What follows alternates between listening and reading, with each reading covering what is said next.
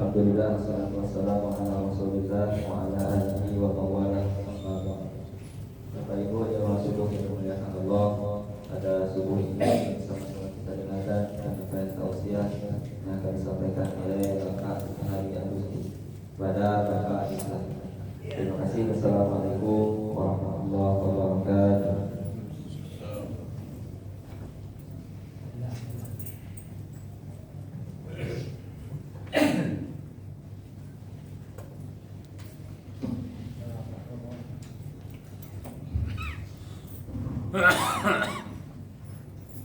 Assalamualaikum warahmatullahi wabarakatuh. A'udzu billahi minasy syaithanir rajim. Bismillahirrahmanirrahim. Alhamdulillahi rabbil alamin. Wassalatu wassalamu ala asrafil anbiya'i wal mursalin wa ala alihi wa ashabihi ajma'in. Pertama-tama marilah kita mengucapkan puji dan syukur kehadirat Allah Subhanahu wa taala dengan kalimat alhamdulillahirabbil alamin, karena dengan izinnya juga kita dapat melangkahkan kaki, mengayunkan tangan menuju ke masjid yang kita cintai ini dalam rangka berubudiyah kepadanya. Selanjutnya salawat beriring salam tidak lupa pula kita hadiahkan kepada junjungan kita Nabi besar Muhammad sallallahu alaihi wasallam, karena atas berkat perjuangan beliau kita telah dapat menikmati nikmatnya iman dan merasakan indahnya Islam itu sendiri. Bapak-bapak, ibu-ibu sidang kuliah subuh yang dirahmati Allah. Allah berfirman di dalam surat Asy-Syams ayat 9 dan 10. A'udzu billahi minasyaitonir rajim. Bismillahirrahmanirrahim. Qad aflaha man zakkaha wa qad khaba man dassaha. Dan beruntunglah orang-orang yang mensucikan diri, dan merugilah orang-orang yang mengotorinya. Di dalam ayat tersebut dijelaskan oleh Allah bahwa orang-orang yang mensucikan diri itu adalah orang-orang yang beruntung. Menurut Imam Al-Ghazali dalam kitabnya Arba'in fi Usuluddin, ada 10 sifat-sifat terpuji yang dapat membersihkan hati atau mensucikan jiwa. Yang 10 itu yaitu yang pertama taubat, yaitu menyesali diri dari perbuatan dosa atau tercela. Yang kedua khauf atau takwa atau perasaan takut kepada Allah Subhanahu wa taala. Yang ketiga ikhlas, yaitu niat dan amal yang tulus atau suci. Yang keempat syukur, yaitu rasa terima kasih kepada Allah Subhanahu wa taala. Yang kelima zuhud, yaitu hidup sederhana apa adanya. Yang keenam sabar, yaitu tahan diri dari segala kesukaran. Yang ketujuh ridha, yaitu bersenang diri menerima apa yang Allah takdirkan kepada kita. Yang kedelapan tawakkul, yaitu menggantungkan diri atau nasib kepada Allah Subhanahu wa taala. Yang kesembilan mahabbah, yaitu perasaan cinta kepada Allah semata-mata. Dan yang ke-10 zikrul maut, atau selalu ingat bahwa akan mati. Nah, dalam kuliah subuh pagi ini kita akan membahas tentang taubat terlebih dahulu. Adapun taubat itu pada hakikatnya adalah kembali dari jalan yang jauh menuju jalan yang dekat. Dari jalan yang jauh yang mana? Yaitu jauh dari Allah, menuju jalan yang dekat kepada Allah. Dan adapun dasar taubat ini adalah yaitu adanya iman, di mana adanya cahaya ma'rifat pada hati. Kemudian dia sampai kepada hati, dia menjelaskan bahwa adanya dosa-dosa tersebut telah merupakan racun yang membinasakan.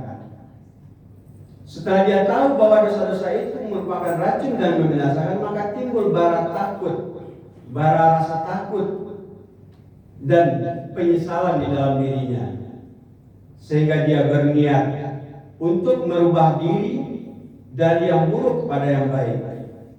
Itulah dia taubat. Kemudian kita ini sebenarnya wajib untuk melaksanakan taubat itu, di mana didasarkan kepada firman Allah dalam surat An-Nur ayat 31. A'udzubillahi minasyaitonirrajim. Wa tubu ilallahi jami'an ayyuhal mu'minuna la'allakum tuflihun. Dan bertobatlah kalian semua kepada Allah, wahai orang-orang yang beriman, agar kamu beruntung. Di sini jelas ada kalimat perintah di situ yang disampaikan oleh Allah. Dan bertobatlah. Kenapa kita sebagai manusia ini wajib bertobat? Karena manusia ini terdiri dari sifat-sifat, adanya sifat kebinatangan di dalam diri kita, kemudian ada sifat kebuasan di dalam diri kita, adanya sifat setan di dalam diri kita, dan ada sifat ketuhanan di dalam diri kita. Dari sifat kebinatangan ini lahirlah sifat syahwat, serakah dan durhaka. Dan dari sifat kebuasan lahirlah sifat amarah, dengki, permusuhan dan benci. Kemudian dari sifat setan muncul sifat tipu daya, kelicikan dan penipuan. Dan dari sifat ketuhanan atau rububiyah itu muncul kesombongan, kemuliaan, suka pujian dan kekuasaan. Maka dari itu sifat-sifat tersebut telah mendahului daripadanya iman di dalam diri kita. Di mana pada masa anak-anak dulu kita dimulai dengan adanya sifat kebinatangan, di mana adanya syahwat terlebih dahulu dan serakah dan suka kekuasaan. Kemudian muncul pada tahap berikutnya sifat kebuasan lagi, di mana amarah, dengki dan permusuhan terjadi. Dan sifat kebinatangan dan kebuasan ini, maka dia menggunakan kecerdikannya untuk melampiaskan nafsunya dan melampiaskan amarahnya. Kemudian pada tahap berikutnya muncul sifat setan di dalam dirinya, yaitu melaksanakan tipu daya, kelicikan dan penipuan. Dan terakhir muncul sifat ketuhanan di dalam dirinya, yaitu adanya kesombongan tadi, kemuliaan dan suka pujian. Kemudian di tahap akhir baru muncul iman yang terpancar dari akal dan syariat. Ini terjadi, cahaya iman ini matang pada usia 80 dan bermula pada awal akhir balik.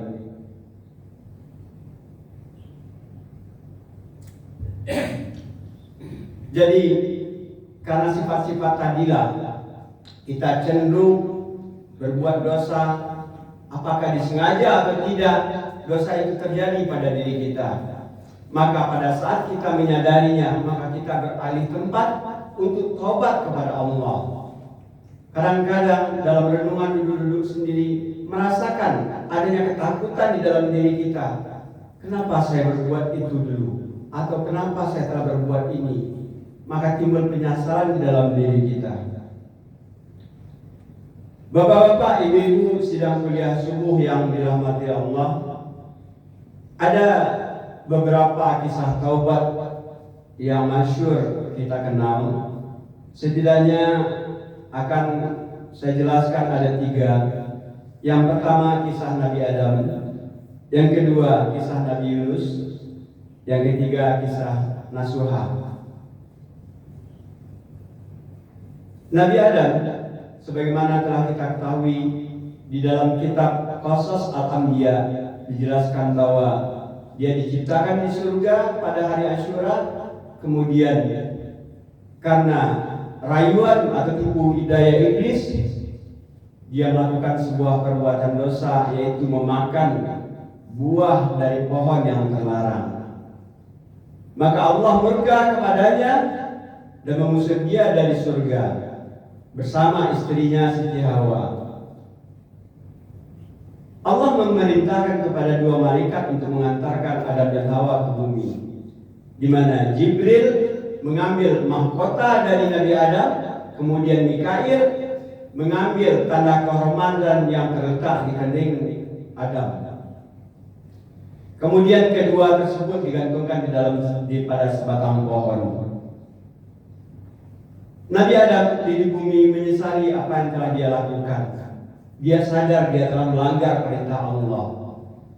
Maka Nabi Adam alaihissalam memohon kepada Allah untuk sebuah ampunan agar Allah sudi mengampuninya. Lama Nabi Adam memohon ampun kepada Allah SWT, di mana doa yang dilantunkan oleh Nabi Adam terdapat di dalam surat Al-A'raf ayat 23. Qala Rabbana zalamna anfusana wa illam taghfir lana wa tarhamna lanakunanna minal khasirin. Dia berkata, ya Tuhan kami telah zalim kepada diri kami sendiri. Jika Engkau tidak mengampuni kami dan merahmati kami, niscaya kami termasuk golongan orang-orang yang merugi. Demikian dilantunkan oleh Nabi Adam saban hari, sehingga Allah mengampuninya, dan dinukilkan bahwa pengampunan terhadap Nabi Adam ini terjadi pada hari Asyura. Demikian cerita Nabi Adam, riwayat pengampunan atau pertobatan dari Nabi Adam. Yang kedua yaitu pertobatan Nabi Yunus. Nabi Yunus ini termasuk juga pada golongan orang yang sabar, di mana Nabi Yunus alaihissalam ini diperintahkan oleh Allah untuk berdakwah di negeri Ninawa, untuk kepada kaum Ninawa, di mana itu di Irak sekarang, di daerah Irak sekarang. Kemudian berangkatlah Nabi Yunus ini dari Syam menuju Ninawa, melewati gurun pasir, panasnya terik matahari dilewati dengan sabar, dengan tujuan untuk menunaikan perintah Allah. Sesampainya di Ninawa tersebut, Nabi Yunus ditolak oleh kaum Ninawa tersebut, bahkan dikira menjadi orang gila. Namun Nabi Yunus tetap melaksanakan dakwahnya, memperingati kaum Ninawa tersebut. Tetapi pada akhirnya, karena sering disebut gila, maka Nabi Yunus ini hilang juga kesabarannya. Kemudian dia pergi meninggalkan kaum Ninawa tersebut, dan sebelum pergi dia berdoa kepada Allah untuk memberikan balasan kepada kaum Ninawa. Nah, setelah Nabi Yunus pergi, maka terjadilah petir, angin kencang, dan bahkan dia menghabiskan ladang-ladang para kaum Ninawa tersebut, sehingga muncul kesadaran di kaum Ninawa ini bahwa apa yang disampaikan oleh Nabi Yunus ini adalah suatu kebenaran. Tetapi Nabi Yunus telah pergi, meninggalkan. Selama itu Nabi Yunus berdakwah di sana hanya dua orang yang mengikuti Nabi Yunus, yaitu Rubil dan Tanur. Mereka pergi meninggalkan Ninawa, pergi menuju dermaga. Sampai di dermaga beliau naik kapal, dan tak lupa juga di kapal tersebut beliau juga tetap berdakwah, menyampaikan dakwahnya untuk mengingatkan orang kepada Allah SWT. Di tengah laut terjadi badai, gelombang angin kencang, sehingga membuat kapal oleng, terombang-ambing. Dan nahkoda itu berpikir bahwa barang-barang harus diturunkan, dibuang ke laut agar kapal tersebut stabil kembali. Setelah barang-barang itu dibuang, ternyata kapal juga tidak stabil. Maka nakoda berpikir bahwa sebagian dari penumpang harus dibuang ke laut. Maka dilakukan pengundian. Nah, dari pengundian pertama kali yang keluar adalah nama Nabi Yunus. Dan orang-orang melarang agar dia dibuang ke laut karena orang-orang tahu bahwa dia adalah orang yang taat. Maka dilakukan pengundian kembali. Tetapi masih nama Nabi Yunus yang muncul. Sehingga Nabi Yunus mengambil keputusan bahwa dia memang ini merupakan takdir Allah yang harus dijalaninya, dan dengan menyebut nama Allah beliau terjun ke laut. Di dalam laut beliau dimakan oleh ikan paus, dihisap oleh ikan paus sehingga dia ada di dalam perut ikan paus dan menjalani hidup dengan mengkonsumsi ikan-ikan kecil yang ada di dalam perut ikan paus tadi. Di dalam perut ikan paus ini Nabi Yunus merenung. Dia menyesali perbuatannya, berarti dia telah melanggar perintah Allah. Karena dia diperintahkan untuk berdakwah kepada kaum Ninawa, tetapi malah beliau meninggalkan kaum Ninawa. Beliau menyesali diri. Dan penyesalan ini dinukilkan di dalam Quran surat Al-Anbiya ayat 87. La ilaha illa anta subhanaka inni kuntu minadh dhalimin. Tidak ada Tuhan selain Engkau, Maha suci Engkau. Sesungguhnya aku ini adalah termasuk orang-orang yang zalim, kata Nabi Yunus. Itu dilantunkannya selama 40 hari. Berkat kesabarannya memohon ampun kepada Allah, akhirnya Allah ampuni Nabi Yunus, dan Nabi Yunus dilemparkan kembali oleh ikan paus ke daratan, dan kembalilah Nabi Yunus menuju ke tempat kaum Ninawa tersebut, di mana kaum Ninawa tadi sudah bertobat dan telah menanti kedatangan Nabi Yunus. Artinya dengan kesabaran dia dalam berdakwah, dia berdosa dan kemudian diampuni juga oleh Allah Subhanahu wa taala. Yang ketiga, kisah Nasuha. Kisah Nasuha ini terdapat di dalam kitab Al-Masnawi karya Jalaluddin Rumi, di mana Nasuha ini sebenarnya dulunya adalah pemuda, namanya Nasuh. Nasuh ini bekerja sebagai pelayan di pemandian perempuan. Jadi sebagai pelayan di pemandian perempuan otomatis tidak boleh ada laki-laki di sana. Tetapi Nasuh berpakaian seperti perempuan, berpenampilan seperti perempuan, dan di dalam penyamarannya ini dia melaksanakan intrik-intrik yang memalukan terhadap para gadis-gadis yang ada di pemandian tersebut untuk melampiaskan hawa nafsunya. Hal ini dilakukannya secara terus-menerus. Dia melakukan intrik-intrik tersebut, tetapi pada suatu saat timbul suatu bara di dalam hatinya, menyesali perbuatannya. Dia sadar bahwa dia telah berbuat salah. Kemudian dia ingin bertobat kepada Allah Subhanahu wa taala. Kemudian dia mendatangi orang suci dan mohon untuk didoakan agar dia diampuni oleh Allah, oleh penguasa alam semesta. Kemudian orang suci ini mendoakan Nasuh ini sehingga dia merasakan telah diampuni dosa-dosanya, dan tapi dia tetap masih melaksanakan menjadi pelayan di pemandian tersebut, tetapi tidak lagi melakukan intrik-intrik yang memalukan tadi. Dia lakukan seperti biasa, tetapi tidak ada intrik yang dilakukan. Dia sudah takut melakukan dosa.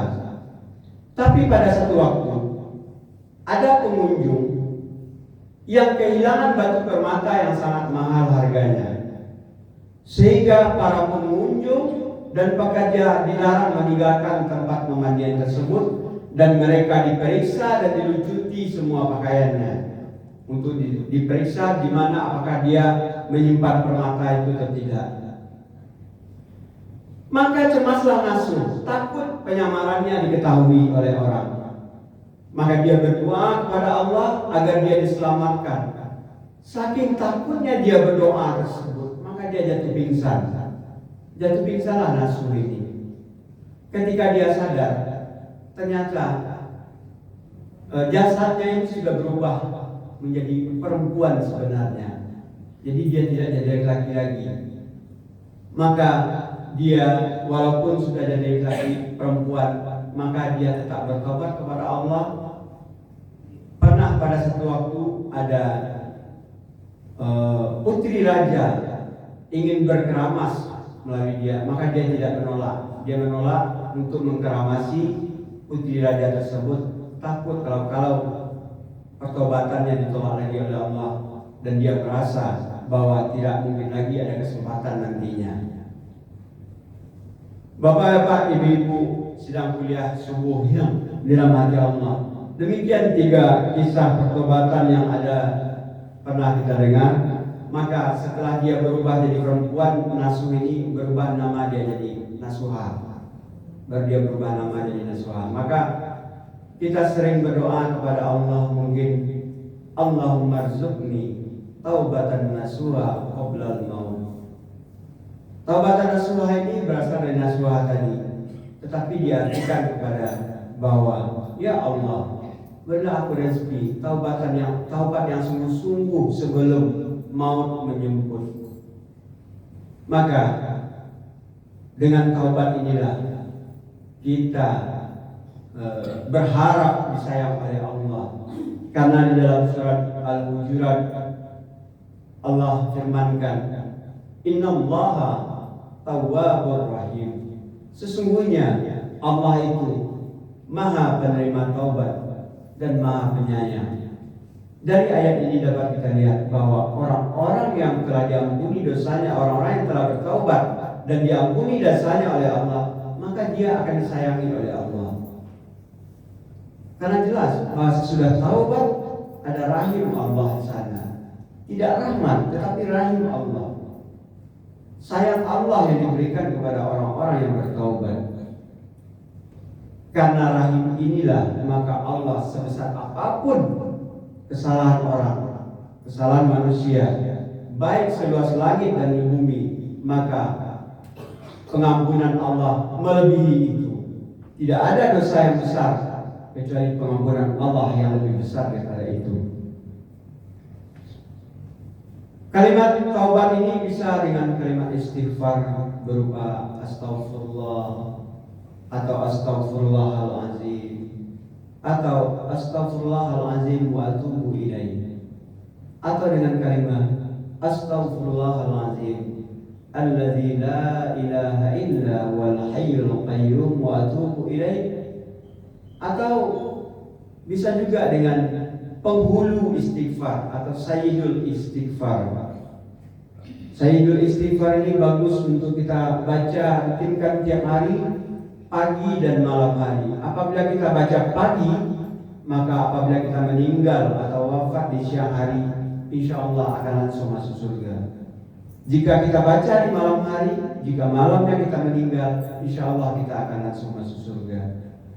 Kalimat istighfar ini adalah Allahumma anta rabbi la ilaha illa anta khalaqtani wa ana abduka wa ana ala ahdika wa wa'dika mastata'tu a'udzu bika min syarri ma sana'tu abu'u laka bi ni'matika 'alayya wa abu'u bi dhanbi faghfir li fa innahu la yaghfiru dzunuba illa anta. Kalau bisa kita hafalkan sayyidul istighfar ini, kita rutinkan 2 kali sehari setidaknya, atau sesudah sholat wajib kita baca 1 kali. Baca 1 kali kita rutinkan. Semoga Allah ampuni segala dosa yang telah kita lakukan. Karena kembali kepada sifat manusia tadi, kita cenderung untuk berbuat dosa karena ada sifat 4 yang tadi. Dari detik ke detik, dari waktu ke waktu, kadang-kadang tanpa sengaja dosa yang mendatangi kita. Tanpa sengaja dosa itu yang datang kepada kita. Kita dulu dosa sudah mampiri kita. Untuk itu mari kita bertobat, dan waktu istighfar ini setiap saat dan lebih dianjurkan di akhir malam atau pada waktu sahur, sesuai dengan firman Allah di surat Az-Zariyat ayat 18, wabil ashari hum yastaghfirun. Dan di akhir malam, di ujung malam, mereka memohon ampun kepada Allah. Di mana pada ayat-ayat sebelumnya Allah menjelaskan tentang orang-orang yang berada di surga. Maka ciri-ciri orang yang berada di surga itu, kalau kita lihat penduduk surga yang ada di bumi, maka lihatlah mereka-mereka yang menitikkan air mata menjelang subuh. Itulah dia penduduk surga yang sedang berada di bumi. Billahi taufiq wal hidayah. Wassalamualaikum warahmatullahi wabarakatuh.